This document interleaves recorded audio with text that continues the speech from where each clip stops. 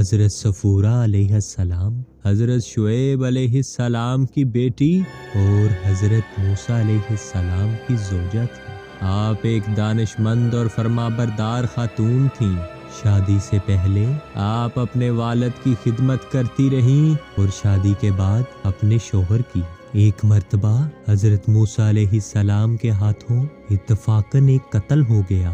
فرعون کو اس کی اطلاع ہوئی تو اس نے غصے میں سپاہی دوڑائے کہ حضرت موسیٰ علیہ السلام کو گرفتار کیا جائے اور میرے سامنے پیش کیا جائے تاکہ ان کو قتل کر سکے۔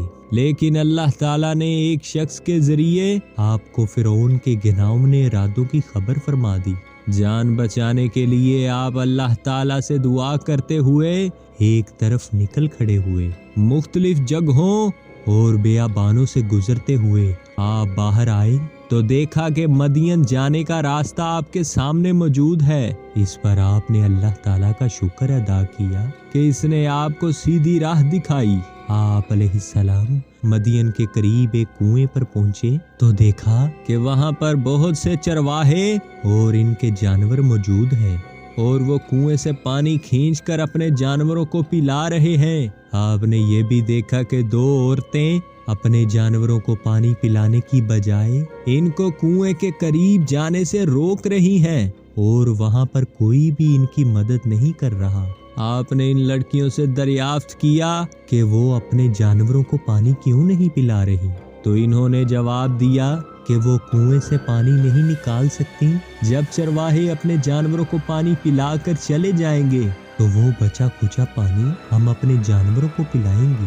اس پر حضرت موسیٰ علیہ السلام نے ان کے جانوروں کے لیے کنویں سے خود پانی نکالا اور ان کو پلایا۔ حضرت عمر رضی اللہ تعالیٰ عنہ فرماتے ہیں، اس کنویں کو چرواہوں نے ایک بڑے پتھر سے بند کر دیا تھا۔ اس پتھر کو 10 آدمی مل کر ہی اپنی جگہ سے ہٹا سکتے تھے، لیکن حضرت موسیٰ نے اکیلے ہی اس پتھر کو اپنی جگہ سے سرکا دیا اور ابھی ایک ڈول ہی پانی نکالا تھا کہ بکریاں اس ایک ڈول پانی سے آسودہ ہو گئیں۔ اس کے بعد آپ تھکے ہارے ایک درخت کے سائے تلے بیٹھ گئے۔ آپ مصر سے مدین پیدل آئے تھے۔ آپ کے پیروں میں چھالے پڑ گئے تھے۔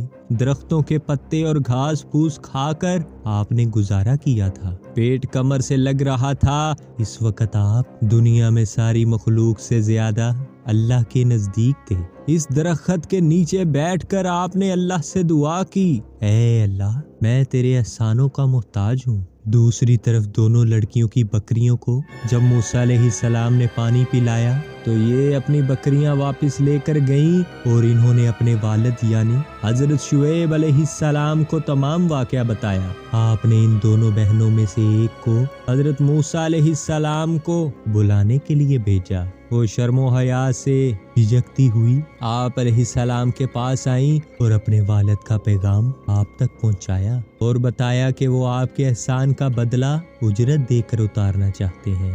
حضرت موسیٰ علیہ السلام دیار غیر میں بھوکے پیاسے بے یار و مددگار تھے۔ اللہ تعالیٰ کے سوا کوئی آسرا نہ تھا۔